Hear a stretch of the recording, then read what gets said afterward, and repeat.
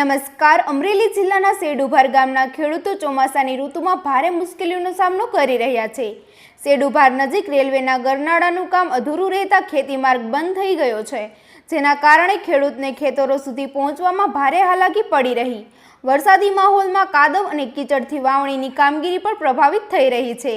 અનેક રજૂઆતો છતાં રેલવે તંત્ર દ્વારા યોગ્ય કાર્યવાહી ન થતાં ખેડૂતમાં ભારે રોષ જોવા મળી રહ્યો. વધુ સમાચાર માટે જોડાયેલા રહો આરપી ગુજરાત ન્યૂઝ રાજકોટ. આજે ગરખિયાવાળો રસ્તો છે, અહીંયા ખેડૂત 2 દિવસથી હેરાન થાય છે. અધિકારી કે કોઈ ધ્યાન દેતું નથી. અવારનવાર રજૂઆતો કરવા છતાં અહીંયા કોઈ સ્થળ પર આવેલ નથી. કાલ ગામ લોકોએ જેસીબી લઈ આવીને સ્વખર્ચે રિપેરિંગ કર્યું છે, ત્યારે આજે થોડુંક હલાય એવું થયું છે. ને આ રેલવે ટ્રેકનું કામ છે, જ્યાં નાળું છે ત્યાં દિવાલું કરેલ નથી, એટલે ખેતીનો કાપ બધો અહીંયા આવ્યો છે. કોઈ પ્રકારનું હલનચલન અહીંયાથી થાય એમ નથી. વાવણી વાવી કે વાવણી 2 દિવસથી કોઈ ખેડૂતે વાવી નથી. આજે સ્વખર્ચે રિપેર કરીને આજે લોકો વાવવા ગયા છે જેમ તેમ કરી. શું જરૂરી શું છે અહીંયા દિવાલું કરવી પડે એમ છે ને આરસીસી રોડ કરવો પડે એમ છે. નાળા પૂરતો જ્યાં ડૂબ છે ને ત્યાં અધૂરું મૂકીને વયા ગયેલા છે. તમે રેલવે વાળાને જાણ કરી હતી? અવારનવાર જાણ કરી ટેલિફોનિક, કોઈ આવેલ નથી. અહીંયા કોઈ જવાબ દેતા નથી.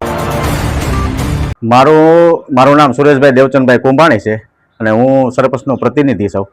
અને મારું ગામ સેડુભારની અંદર અત્યારે જે રેલવે લાઇનની જે લાઇન હાલે છે એની અંદર આ રસ્તો વટીને રેલવેનો મેક્સિમમ 2500 થી 3000 4000 વીઘા જમીન છે અલગ અલગ ફાટકમાં, અને 7 ટોટલ ફાટક આવેલા છે. 9 પાણીના વેગના રસ્તા આવેલા છે પાણી માટેના.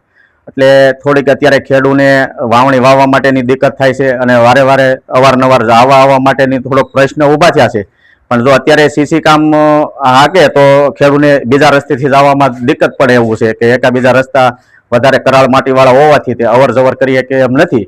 એટલે જે તે રસ્તામાં કાંઈ માટી ઓલી નાખી છે કપસી ને એવું, તો એમાં હલાય છે. અમુક રસ્તામાં હજી દિક્કત આવે છે કે જે પાણીના વેગવાળા પાણી ઓટોમેટિક રસ્તામાંથી નીકળવાથી વારે કાપ આવી જાય છે, તો ખેડૂને હાલવા માટે પૂરેપૂરી તકલીફ પડે છે. જેને કારણે અમે અવારનવાર રેલવેવાળાને રજૂઆત કરવી છે, તો અમુક કામ એ કરી આપે છે, અમુકમાં એ આનાકાની કરે છે, એવો પ્રશ્ન પણ બને છે. એટલે અત્યારે 6 નંબરના નાલા ઉપર જે હાલવા માટે 7 નંબરમાં જે નાલું છે એમાં હાલવા માટેમાં એને શોર્ટ પણ ઉતારી અને થોડીક પૂરી પણ દીધો છે. પણ બાકીનું કામ એવું છે કે અત્યારે એમાં મેટરિંગ કરે તો જ ખેડૂત આવી જાય કેમ છે, નકર આવી જાય એમ નથી, એવો પ્રશ્ન છે. પાણીનો પ્રશ્ન તો એમાં સોલ્વ થયો છે, પણ હવે કાપ આવે છે પાણી માટેની આરે. હવે એ રસ્તો તો જુનવાણી એક ગામથી જોડતો બીજા ગામના આરે જોડતો રસ્તો છે, એટલે મેક્સિમમ એ રસ્તો મોટો હોવો જોઈએ, નાનો રસ્તો નહીં હોય.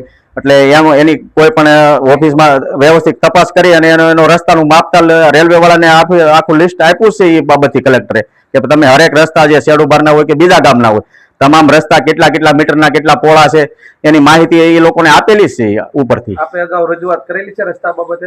રસ્તા બાબતે રજૂઆતમાં તો અમે સીસી રોડ એમાં માગેલો છે. અમે સેડુભારથી ઝરખિયા માટેનો સીસી રોડની રજૂઆત અમે કૌશિકભાઈ વેકરિયાને કરી છે, ભરતભાઈ સુત્રિયાને કરી છે, અને એ લોકોએ પણ એ લેટર સીધો ગાંધીનગર મુખ્યમંત્રીને આપી દીધેલો છે. એટલે એનું વિગતવાર પ્રોસેસ ચાલુ થઈ છે. હવે જ્યારે એની મંજૂર થઈને આવશે ત્યારે એનું કાંઈ હાલશે.